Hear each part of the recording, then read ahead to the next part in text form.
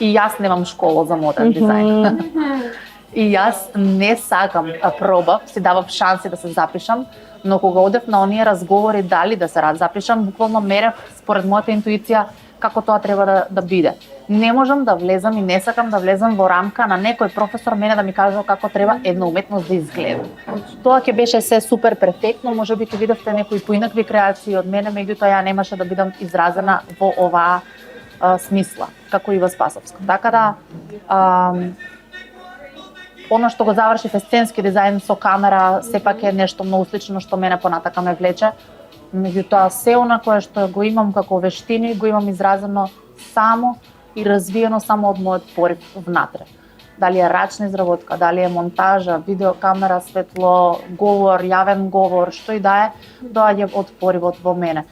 Ке препорачам доколку секој еден од вас има било каков и најфантазерски порив да се слуша, затоа што нема ништо подобро од вербата во себе, во таа страст да гори. И најважно е да не ве интересира туѓото мислење. Тоа е нешто што е number one. Тоа е нешто што не смее да се случува. Не смее да ви интересира туѓо мислење.